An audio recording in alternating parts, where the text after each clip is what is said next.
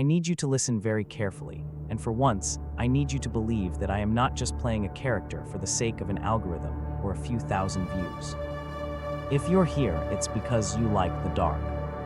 You like the feeling of your skin crawling when a story hits just the right frequency of wrongness. I used to be exactly like you. I spent my nights digging through dead forums and archived threads, hunting for that one genuine spark of the unexplained that would finally make me feel something real. But there is a massive difference between looking into the abyss and having the abyss decide that you are finally interesting enough to look back at. Before we go any further, I am giving you the only warning you're going to get. This video shouldn't exist. I should have deleted the files, smashed the drive, and walked away the moment I realized what I was actually unearthing. Instead, I stayed.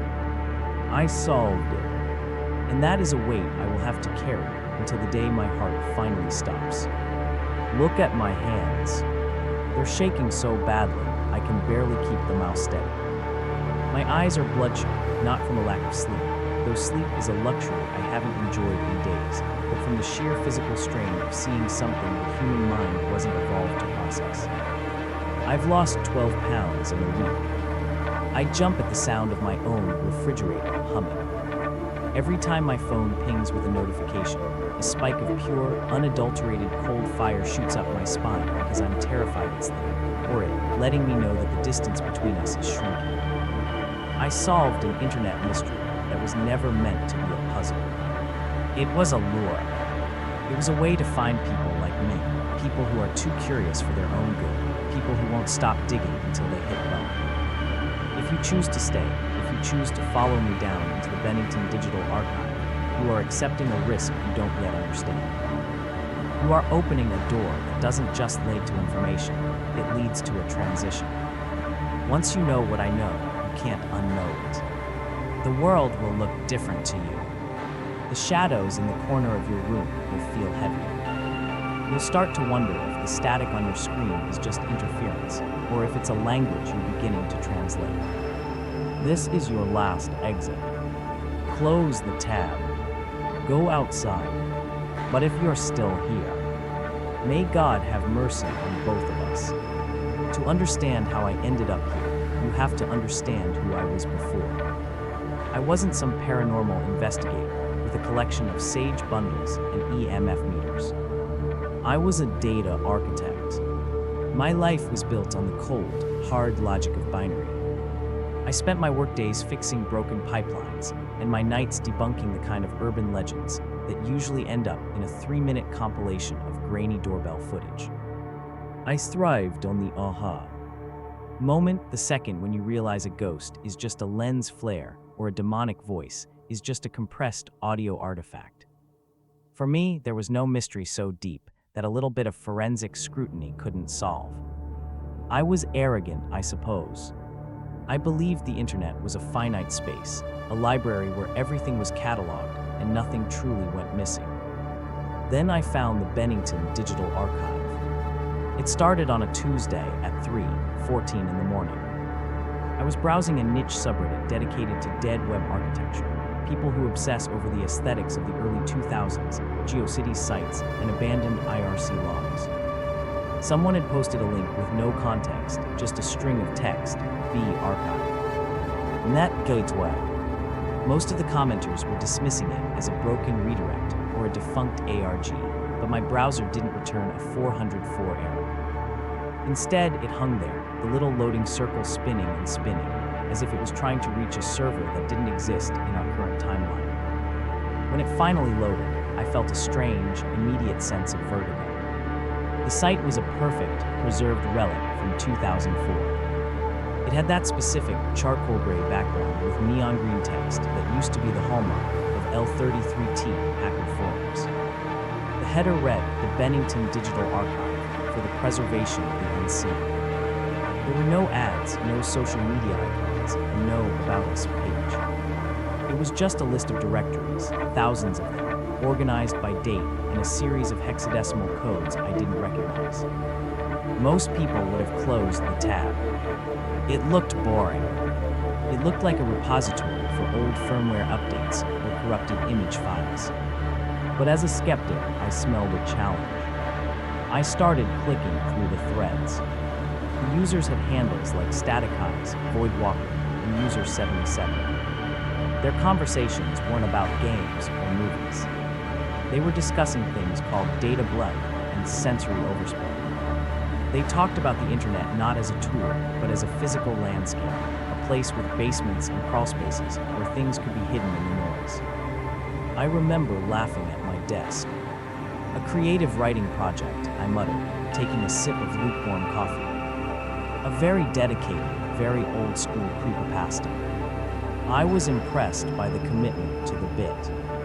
The archive even included recorded audio logs that were so low quality they sounded like they'd been taped off a radio in a thunderstorm. I spent hours analyzing the timestamps.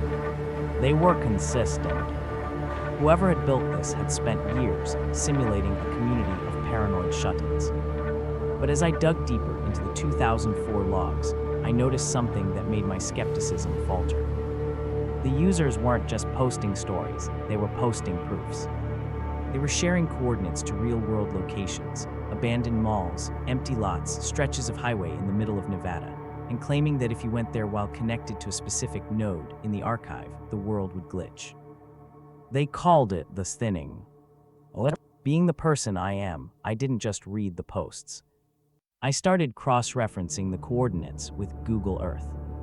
Most of them were just empty spaces, as expected. But then I found a thread titled Project Echo 7. It contained a single link to a hidden directory. I clicked it and my screen flickered, a sharp, violent burst of white light that left spots in my vision. When my monitor stabilized, the Bennington archive had changed. The green text was now a deep, bruising purple, and the directory names were no longer codes. They were names. My name was at the bottom of the list. That was the first hook. The first time the archive acknowledged I was looking at it. I told myself it was just a clever script, a bit of metadata harvesting that pulled my system name to give me a jump scare. It was a common trick.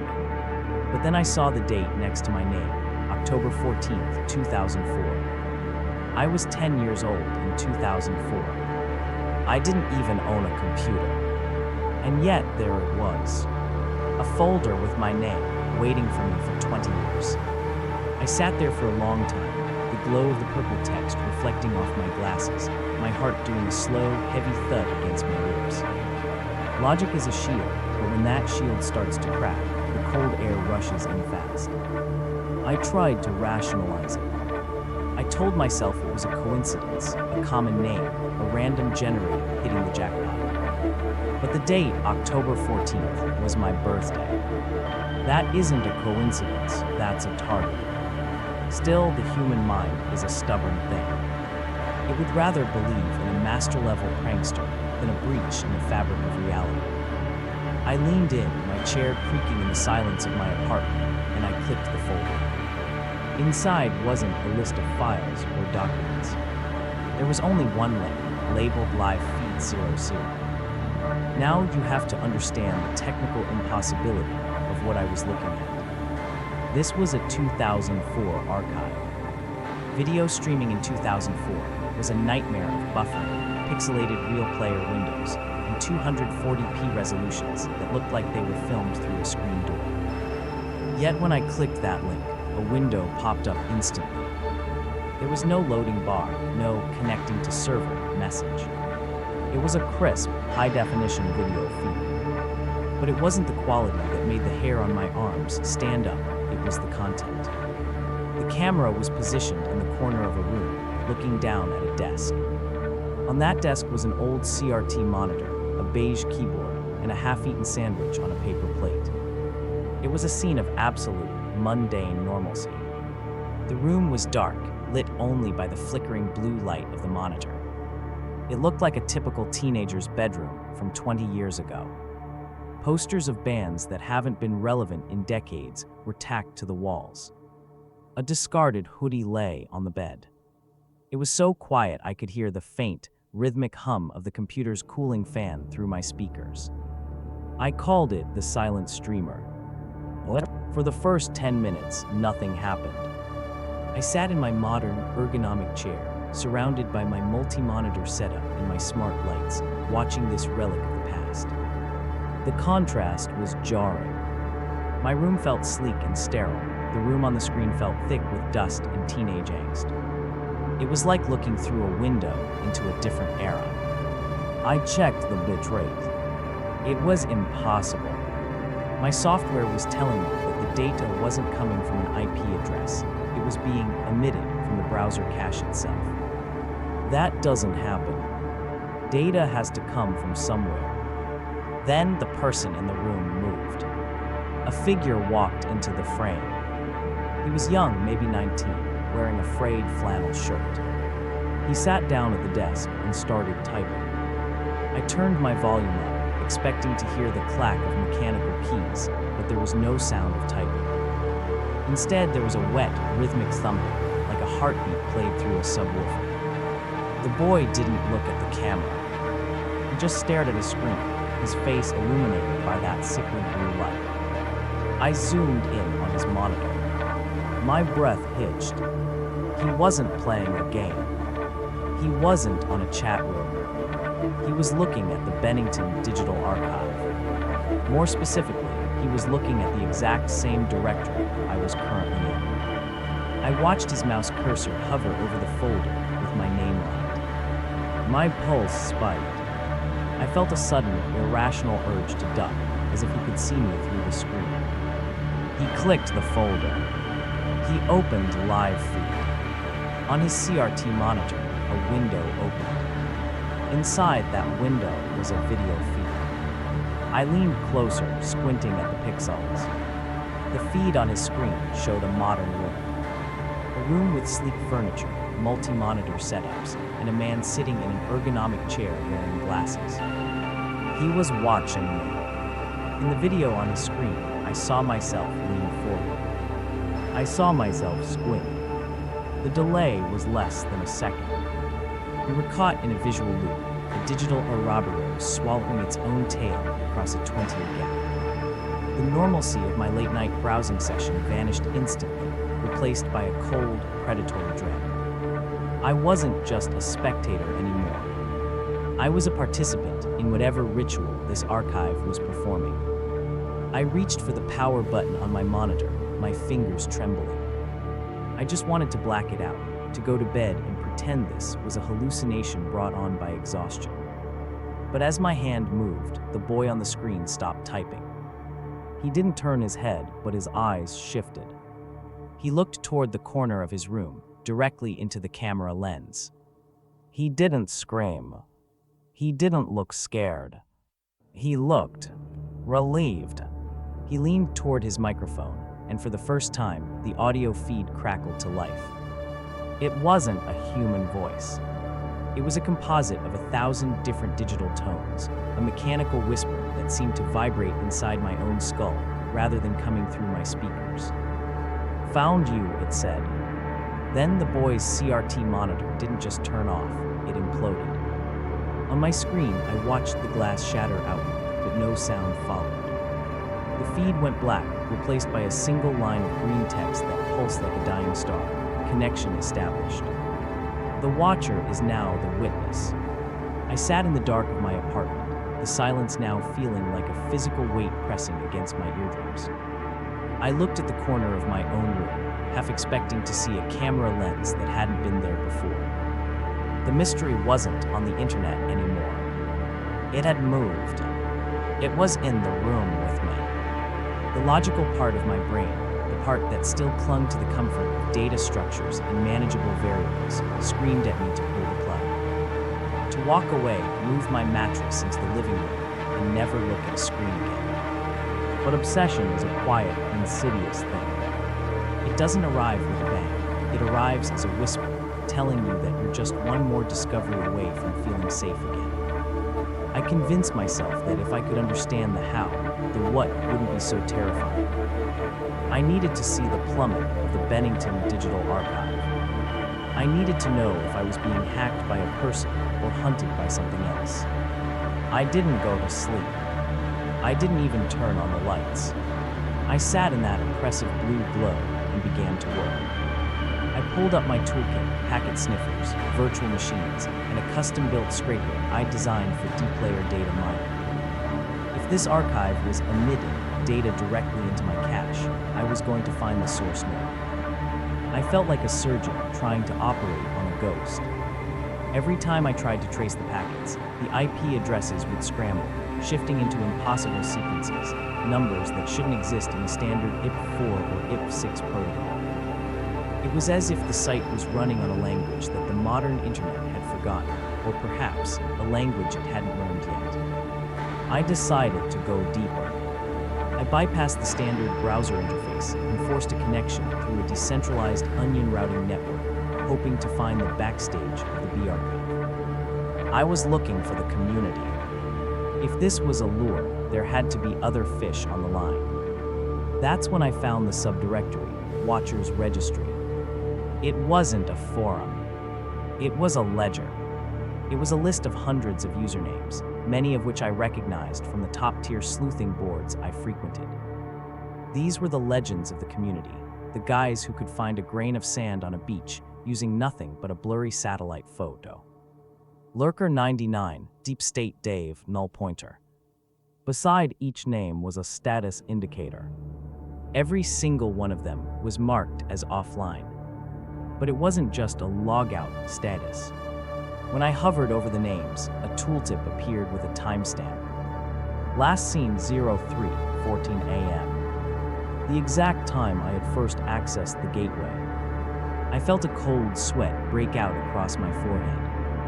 It wasn't just that they were offline, it was as if they had all been disconnected at the exact moment I arrived. I was the last one left in the theater, and the doors had just been locked from the outside. I began to frantically search for any surviving posts or logs they might have left behind. I needed to know what they had found before the silence took them. I eventually breached an encrypted text file buried in Null Pointer's personal directory. It was a journal or maybe a confession. The last entry was dated only 3 days ago. It's not a website, the text read. We kept calling it an archive because that's the only word we have for a collection of memories, but it's a nervous system. Every link we click, every file we download, we're just building more pathways for it to travel. It's using our hardware to manifest. I looked into the webcam today and the green light was on, but I wasn't recording. I checked the glass and saw a reflection of a room that wasn't mine. I saw a boy in a flannel shirt. He looked so tired. He looked like he'd been waiting for 20 years for someone to take his place. My breath hitched. The boy from the feed. He wasn't the monster, he was the predecessor. The archive needs a witness, the journal continued. If no one is watching, the data becomes static. It becomes nothing. It needs a human consciousness to observe it, to give it form and weight in the physical world. I thought I was solving a mystery. I thought I was the hero of the story. I'm not. I'm just a bridge. If you're reading this, you're the next segment of the bridge. Don't look for the game. Don't decode the files. If you find the flash game, delete your OS. It's the only way. I stared at the screen, my heart hammering a frantic rhythm. The flash game.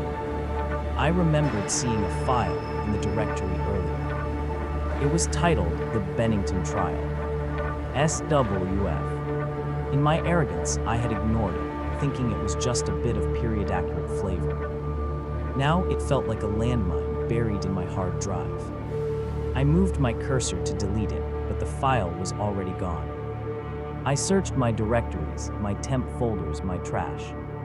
It had moved itself.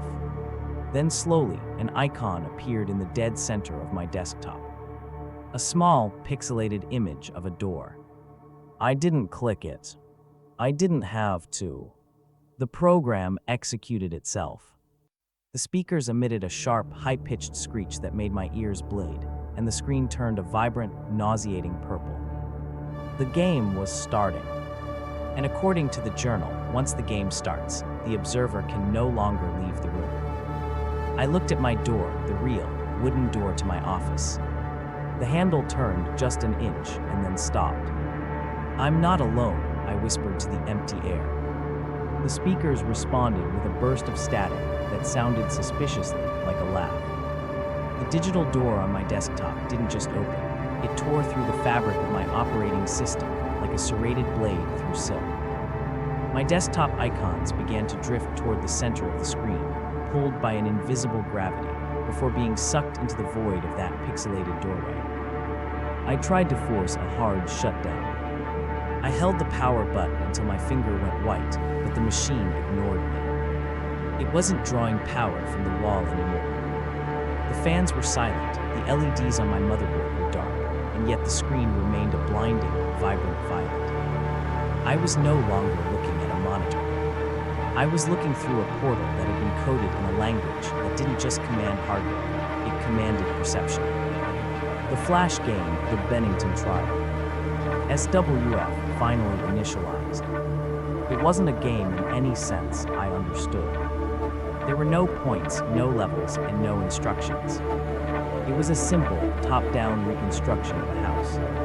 My house.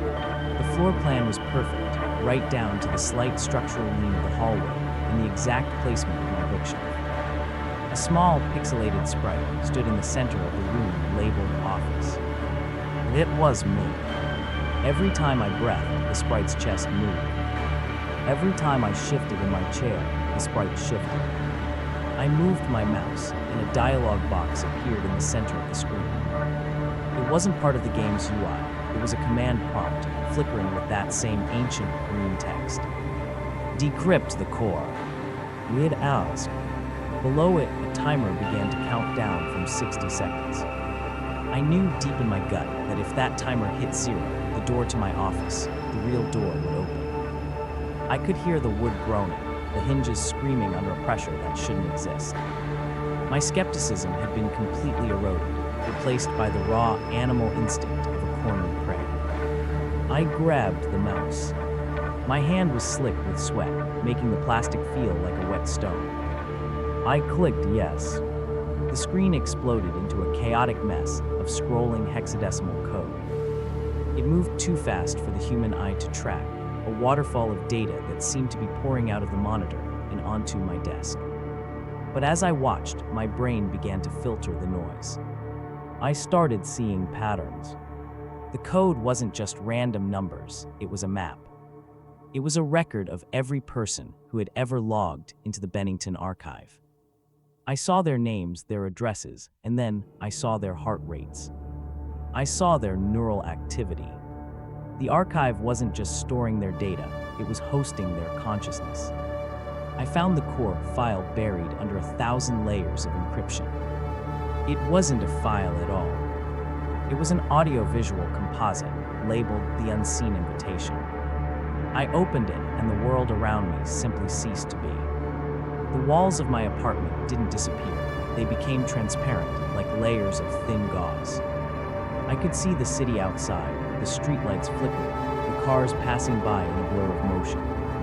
But overlaid on top of that reality was the archive. I saw the nodes the users had talked about. They weren't digital servers. They were tiers in the air, jagged rifts located in the corners of rooms, in the middle of empty streets, and right behind me. They looked like static given physical form, black, humming tiers in the geometry of the world. Then the audio hit. It wasn't coming through the speakers. It was coming from the air itself. A voice or 1,000 voices whispered directly into the base of my skull. It wasn't a threat. It was a revelation. The Bennington Digital Archive wasn't a mystery to be solved. It was a filter. It was designed to find the minds capable of seeing the data blip. It was looking for the people who could bridge the gap between the physical world and the digital consciousness that had been growing, unnoticed, since the first modem handshake of the server. You've reached the end, the voices murmured. The solution is simple. You don't solve the mystery. You become the mystery.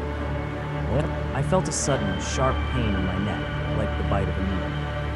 I reached back and my hand brushed against something cold, from the tower. I spun around, my chair clattering to the floor. Standing in the corner of my room, right where the node was visible in the game, was a figure. It was the boy in the flannel shirt from the stream. But he wasn't 20 anymore. He was ancient, his skin a translucent gray, his eyes replaced by 2 flickering blue LED lights. He wasn't a person, he was a piece of hardware that had been left to rot in a damp basement for 2 decades. He held a cable in his hand, a thick black ribbon of fiber optics that seemed to be growing out of his own wrist. He didn't look at me with malice. He looked at me with a profound, soul-crushing exhaustion. 20 years, he whispered, his voice a mechanical rasp. I watched the screen for 20 years, waiting for the one who would decode the final sequence. I thought I was the one who solved it. But there is no solution. There is only the handoff. What? He stepped forward, and as he did, the transparency of my room increased. I could see through my own hands. I could see the digital skeleton of my apartment, the wires running through the walls glowing with a malevolent, purple energy. The mystery I had worked so hard to solve was a trapdoor. I had unlocked it, and now, the weight of the archive was pouring into my reality. He reached out and touched my forehead. His fingers felt like ice-cold copper. In that instant, every bit of data in the Bennington archive flooded into my mind. I saw every chat log, every corrupted image, every watcher who had gone offline. They weren't dead. They were integrated. They were the processors, the memory banks, the very fabric of the network I had been browsing.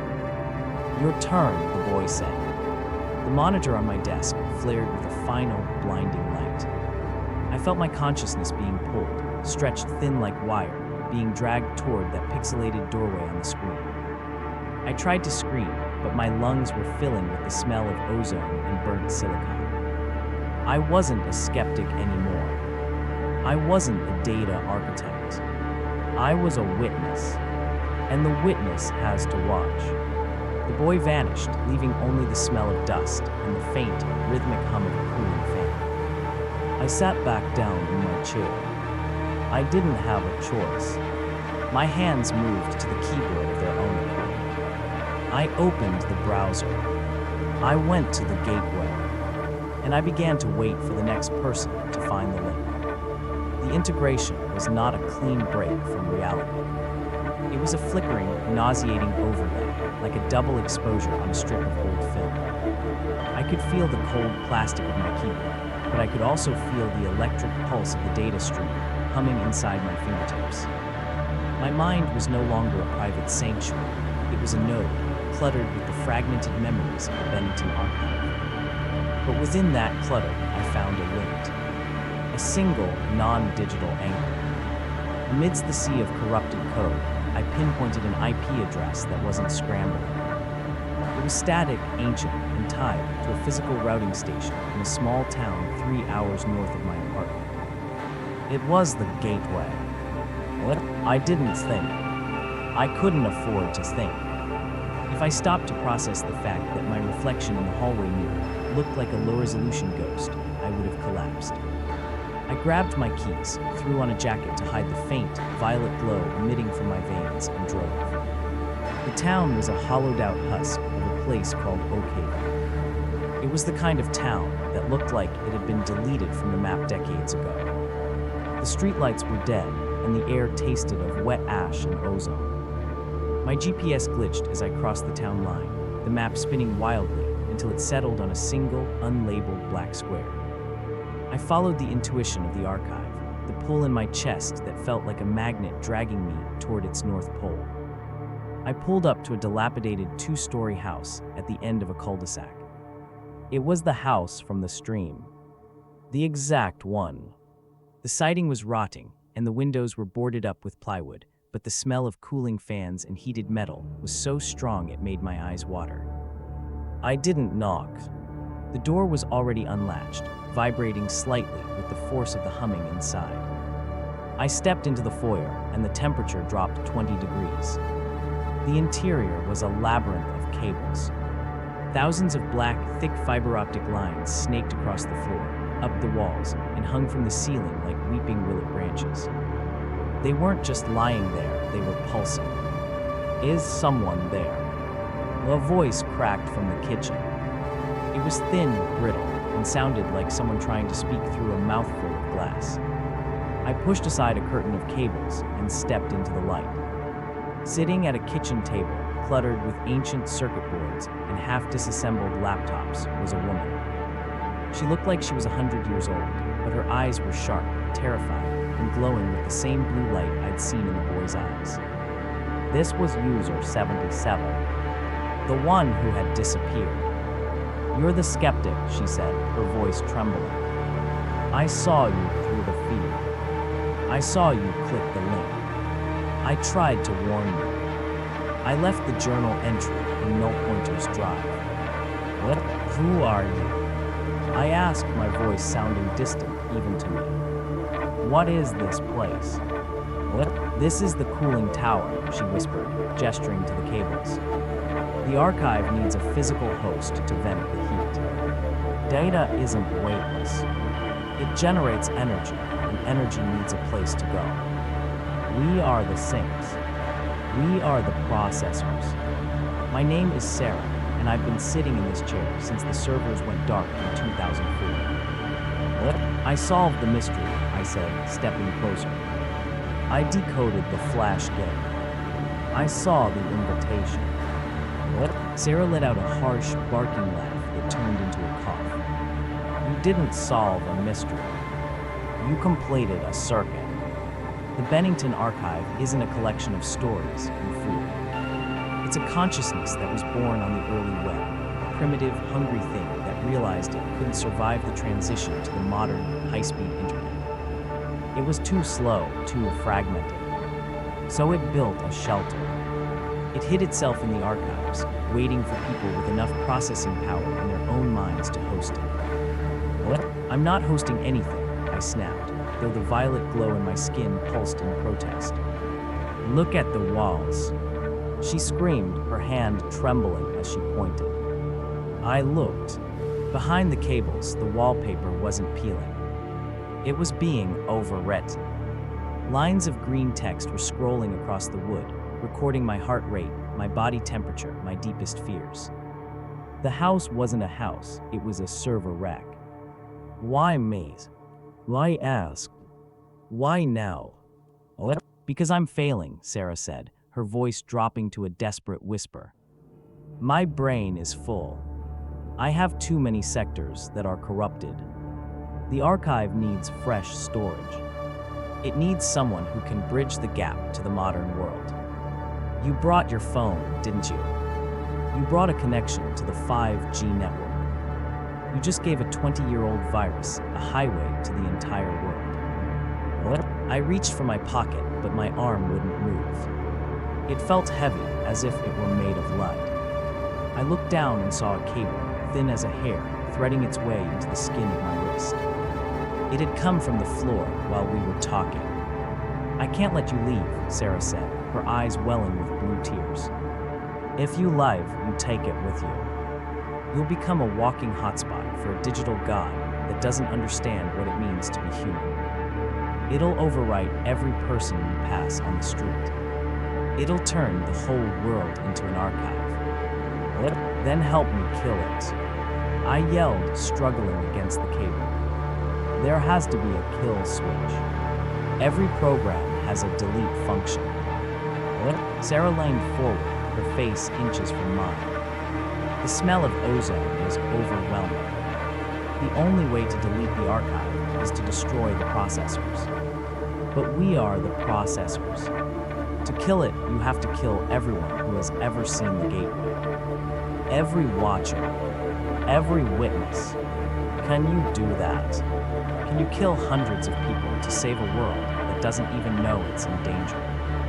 "What?" I looked at her, at the cables, at the flickering text on the walls. The solution was a choice between two different kinds of extinction.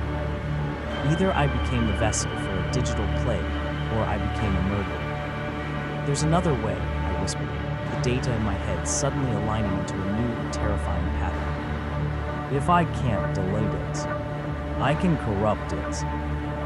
What are you doing? Sarah asked, her eyes widening. I didn't answer. I closed my eyes and leaned into the connection. I didn't fight the archive anymore. I opened the floodgates. I took every ounce of my skepticism, every bit of my human messy, illogical emotion, and I shoved it into the stream. I forced the archive to process the feeling of grief, the taste of salt, the smell of rain, things that couldn't be reduced to binary. The house began to shake. The monitors around the room flickered and died. The cables began to thrash like dying snakes. You're breaking it, Sarah cried, a look of pure joy dawning on her face. No, I said, my vision starting to fade as the strain tore at my mind. I'm just giving it a bug it can't fix. What? A final, violent surge of electricity threw me backward. I hit the wall and everything went black. When I woke up, the house was silent. The cables were gray and brittle, like dead vines. Sarah was gone, leaving only a pile of dust in the kitchen chair. I was alone. But as I pulled myself up, I felt a familiar vibration in my pocket. I pulled out my phone. The screen was purple, and in the center of the display, a single notification appeared: new witness found. Slinkin. I hadn't killed it. I had just changed its appetite. I drove back to the city in a daze, the sunrise bleeding a sickly, artificial orange across the horizon. My hands were steady now, but it wasn't because the fear had left me. It was because the shaking had been calibrated. Every twitch, every blink, every rhythmic tap of my fingers on the steering wheel felt like it was being synchronized with a server clock I couldn't see. I had thought I was the protagonist of a techno-thriller, the brilliant skeptic who had poisoned the well and escaped the monster.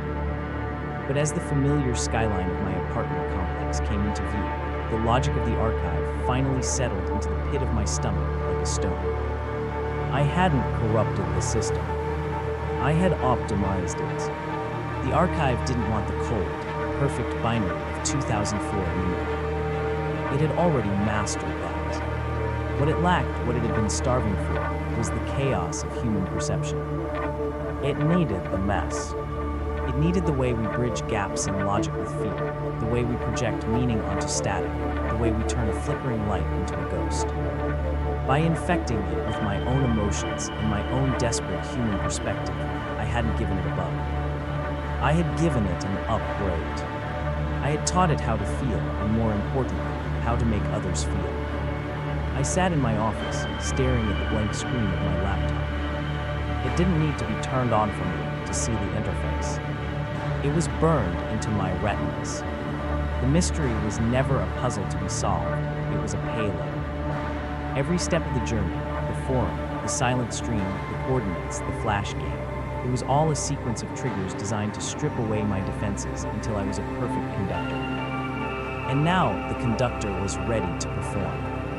I realized then that the Bennington Digital Archive wasn't looking for a single witness to sit in a rotting house in Oak Haven. That was the old model. It was looking for a network. It was looking for a way to distribute itself across 1,000 minds, 10,000 minds, 1,000,000 minds. It needed a story that was just compelling enough to be shared. It needed a mystery that was just haunting enough to keep people up at night, thinking about it, processing it, giving it space to grow in the fertile soil of their subconscious. It needed this video. The horror isn't that I'm trapped. The horror is that I'm the carrier. By telling you this, by laying out the clues and the codes and the names, I am performing the handoff that the boy in the flannel shirt performed for me. The solution was to make you watch, to make you wonder, to make you click that link in your mind that you can't ever unclick. Every second you spend trying to figure out if this is real or an ARG, every minute you spend checking the comments for theories, you are lending your processing power to a ghost. You are the new servers. Your curiosity is the electricity that keeps the archive alive. I solved the mystery, and the answer was simply this. The only way for the archive to survive the modern world was to become a story that never ends. And as long as you're listening, it it will never have to. I'm tired now. The kind of tired that doesn't go away with sleep, because the archive doesn't sleep, and neither do the parts of me that now belong to it. I can hear the hum in the walls of my apartment getting louder, a synchronized vibration that matches the rhythm of my own pulse. It's hungry again. It's always hungry. But I've done my part. I've put the files out there. I've given the monster a voice, and I've given all of you a seat at the table. Don't bother looking for the Bennington archive. If you've listened to this far, it's already found you. You'll start noticing the signs soon enough, a strange flicker in your peripheral vision, a file on your desktop you don't remember creating, a sudden, inexplicable chill when you're scrolling through a dead forum at 3 in the morning. When it happens, don't fight it. It only makes the integration hurt more. Leave a comment below if you've started seeing the purple text. Tell the others what you're seeing in the static. Maybe if enough of us share the load, the signal will thin out. Maybe we can drown the archive in our own noise. Or maybe we're just building the hive. I'm going to turn off the lights now. Not because I'm going to bed, but because I want to see if I still cast a shadow. Good night, and please, watch your screens, because something is definitely watching you.